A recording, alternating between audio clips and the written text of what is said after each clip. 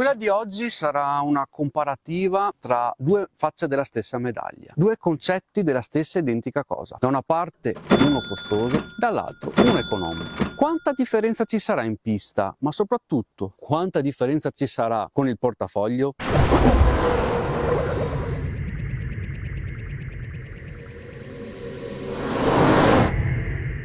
Questo probabilmente è il video più ambizioso che abbia mai realizzato qui sul canale. Ci tengo innanzitutto a ringraziare due realtà che hanno reso possibile questo contenuto. La prima è il Polente Motori di Vaugano, che è ormai diventata la mia seconda casa. Da non esserci mai stato ad essere un habitué, il passo è stato veramente breve. Per la disponibilità, come vedete, sto registrando questa intro in mezzo alla pista durante la pausa pranzo, sono stati gentilissimi. La seconda è il B&B Racing di Odino e Anna, che vedrete anche fra poco, per aver messo a disposizione i due mezzi che vedete qui. Questo è un confronto che si articolerà su due aspetti principali: la pista e il portafoglio. Per quanto riguarda la pista, avremo un time attack da 5 giri per ciascun kart e per ciascuno dei tre piloti che guideranno, ovvero il sottoscritto, Odino e l'Anna. Così avremo anche dei pesi diversi a livello di bilancia, mentre alla fine tireremo le somme di quanto costano sia all'acquisto che anche a livello di manutenzione, e qui credetemi la sfida è decisamente più equa a livello di prestazioni. Preparatevi. E chi se non meglio del buon Odino può raccontarci l'X30, come è fatto e come si guida e come si comporta? Un ciao a tutti gli appassionati di kart, vi parlo velocemente del motore X30. Abbiamo un 125 due tempi, circa 30 cavalli con un regime massimo di 16.000 giri. Molto divertente da guidare, con anche una buona coppia ai bassi regimi e anche una divertente spinta in alto. Che per chi diciamo ha qualche chilo in più come io e te, ovviamente, diciamo dà una mano, diciamo avere un po' più di coppia sotto, un po' più robusto per un'uscita di curva, vero? Esattamente. Diciamo che siamo uomini di sostanza, ci siamo capiti. Il peso nostro è sempre un problema. Per quanto riguarda la velocità di punta? Diciamo che dipende un po' dal rapporto e dalla pista, però su una pista abbastanza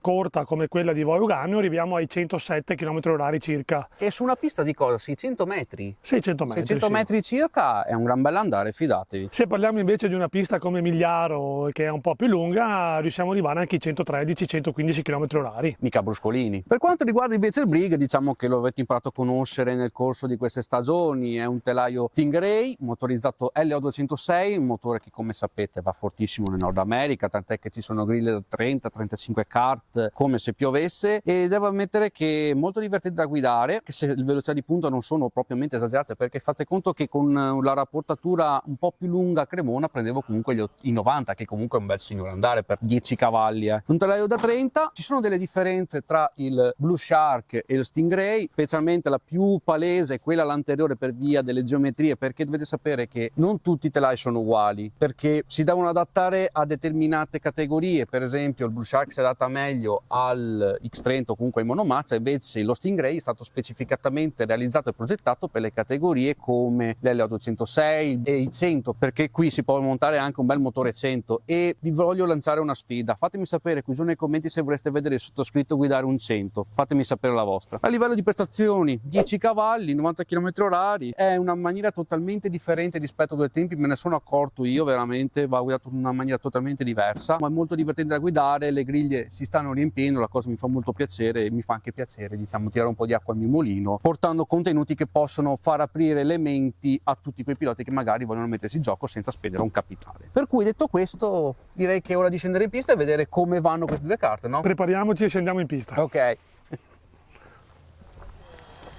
Briggs and Stratton Time Attack. E il primo a scendere in pista è proprio Dino col CKR Briggs, e devo ammettere che sta veramente migliorando il suo feeling con questo kart. Infatti, a detta sua, si è divertito un mondo quel sabato a girarci. Tra l'altro la B&B Racing non è soltanto un rivenditore ufficiale CKR, ma vi mette a disposizione la possibilità di noleggiare questo kart, di provarlo, per cui vi invito a visitare i loro profili social per seguire l'andamento anche del Time Attack Challenge, che vi mette a disposizione la possibilità di curare a gratis il trofeo Riccardo Borile del prossimo 5 novembre, dove ci sarò anch'io. Ma intanto ultime 3 curve, destra, e per poi approcciare l'ultimo tornante a sinistra per arrivare sul traguardo e concludere il primo giro di giornata. Devo ammettere che sta migliorando, ragazzo, ma adesso tocca alla Anna, che deve ancora un po' sviluppare lo stile di guida del Brig, nonostante abbia 10-15 kg in meno rispetto al sottoscritto e Odino. per cui in teoria dovrebbe essere avvantaggiata con soli 10 cavalli, ma lo guida ancora da 2 tempi, è ancora troppa percorrenza in curva, è una cosa su cui bisogna lavorare e che soltanto con i chilometri macinati può migliorare. Comunque la guida c'è già, molto pulita, poche correzioni, guardate, poco angolo di sterzo, ed è la cosa fondamentale, non mandare in sottosterzo il car sinistra, destra, per poi arrivare all'ultimo tornante per ritornare sul traguardo e segnare il suo best lap con i 4 tempi. Ma adesso tocca al sottoscritto e dovrò fare i conti con una gomma che onestamente non ho mai apprezzato più di tanto, ovvero l'Elevanto. Forse troppo dure per il mio stile di guida, troppo dure da mandare in temperatura con soli 10 cavalli, però fatto sta che queste ci sono e queste devo utilizzare. Però dai, tutto sommato dopo 5 giri credo che il range ottimale sia molto vicino, come vedete poche correzioni, il grip c'è. Anche qui alla sinistra destra, che è la S sinistra, aggredisco veramente tanto il cordolo per poi arrivare al tornantino, cercare di uscire più velocemente possibile. Questo è sempre stato un mio punto debole su cui avevo Gagno, però ultime 2 curve, destra, sinistra, ed eccoci su rettilineo del traguardo per segnare non un buon tempo, devo proprio ammetterlo, lo scoprirete fra poco. X30 Time Attack.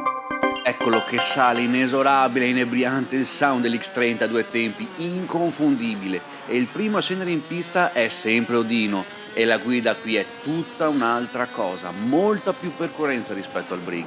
Qui si possono sfruttare tranquillamente i 30 cavalli che concedono qualche errore in più a livello di trazione, però guardate, l'assetto è perfetto, proprio come piace a me, bello, pulito, diretto, poco sterzo, pulitissimo, il grip c'è in abbondanza e qui diciamo i 30 cavalli danno una mano a mandare in temperatura anche l'Elevanto, che sono un pelo più rognoso da gestire. Ultima cura per Odino ed eccolo sulla linea del traguardo per settare un gran bel tempo, devo ammettere. Ma adesso tocca la specialista di casa, ovvero la Anna, che si catapulta sul primo curvone, guardate, velocità impressionante, staccata per il primo tornante, bello pulito, un po' una sbavatura, però viene perdonato un po' di più rispetto al Brig, guardate, a lungo impressionante, sinistra, ancora sinistra e poi destra, lo guida in una maniera bellissima da vedere anche alla vista, veramente pulitissima, pochi errori, poche correzioni, ultime 2 curve, destra, ultimo tornante a sinistra per poi andare a segnare un tempone, come vedrete dopo, un tempone pazzesco.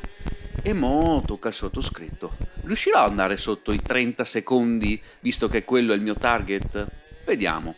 Guardate, primo curvone lo faccio anche abbastanza bene, arrivo lunghino, un po' in frenata, la traiettoria è un po' troppo anticipata, però riesco a gestirlo, è veramente un toro imbizzarrito per chi non è abituato come sottoscritto. Sinistra, ma guardate, proprio lo sterzo lavora da Dio, poco angolo di sterzo, destra, sinistra, per poi uscire di nuovo, tornante a destra, uscire come una fiocina, non ho sfruttato tutta la pista, ecco, un piccolo difetto. Destra e ultimo tornante a sinistra per arrivare sul rettilineo di traguardo e segnare comunque un discreto tempo, non mi posso lamentare.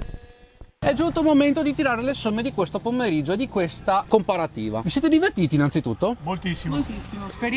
Esperienza veramente divertente, grazie Max per averci coinvolto. Fantastico, fa piacere. È sempre bello ovviamente sfidare il proprio marito. Beh, guarda che hai fatto il miglior tempo con l'X30 solo perché pesi meno. E qui ci sono anche gli scherzi in famiglia, come avete visto. Cominciamo con i tempi. Partiamo dal Brig. Cosa avete combinato? Partiamo da te, Odino. Allora, oggi abbiamo fatto 33,8 con il Brig e 30,0 con l'X30.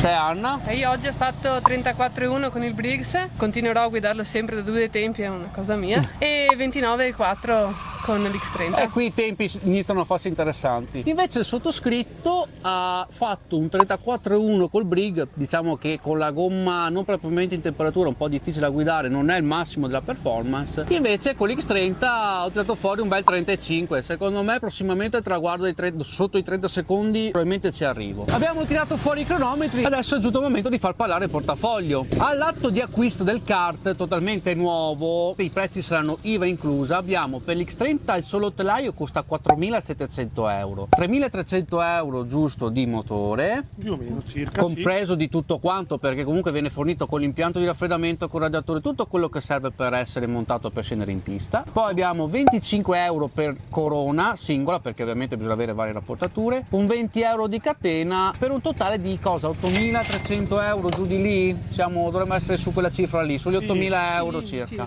Dall'altra parte abbiamo il Brig, che è pronto gara, gara, motore, tutto quanto costa poco più di 4.000 euro, con il motore che ultimamente è salito di prezzo, siamo sui 1.300 euro, IVA inclusa. È aumentato il prezzo perché comunque c'è tanta richiesta, invece solo telaio costa sui 3.000 e passa, 2.400-3.000 euro, siamo giù di lì sui prezzi. Ovviamente costa, come avete capito, costa la metà rispetto a un due tempi anche al lato dell'acquisto, ma non è l'unico fattore che può determinare la scelta l'uno rispetto all'altro. Quant'è che avete speso per questo pomeriggio qui? Beh, allora se vediamo la giornata di oggi, per mezza giornata di pista con l'X30, diciamo che abbiamo speso sui 30 euro tra benzina e olio. Poi per quanto riguarda invece il Briggs, con 5 litri di benzina ne abbiamo avanzati ancora un po' per la giornata di oggi, solo mezza giornata di oggi pomeriggio. A livello di gomme invece? A livello di gomme abbiamo fatto la giornata con gomme usate per entrambi, quindi siamo sui 60 euro per l'X30 e altrettanti per il Briggs.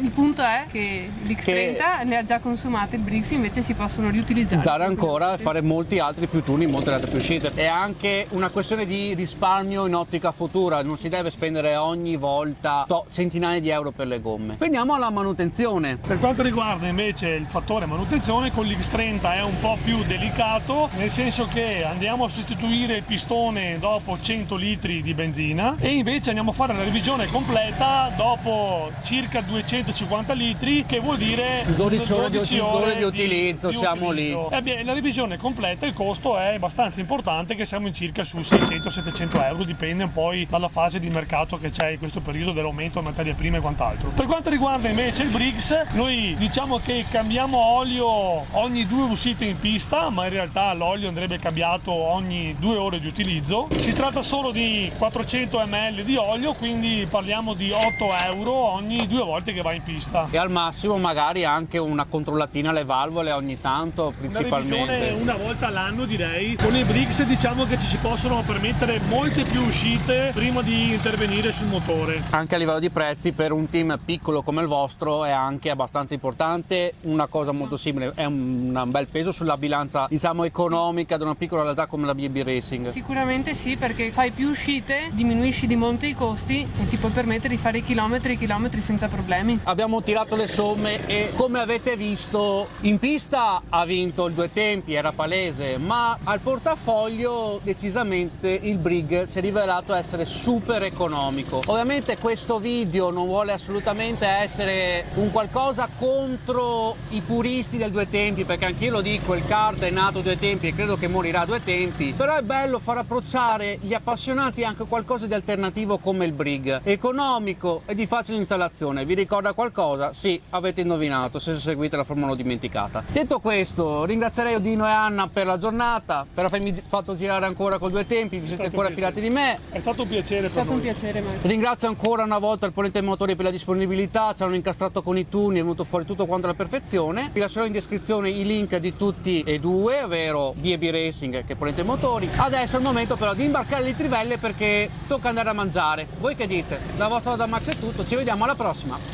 Ciao ciao!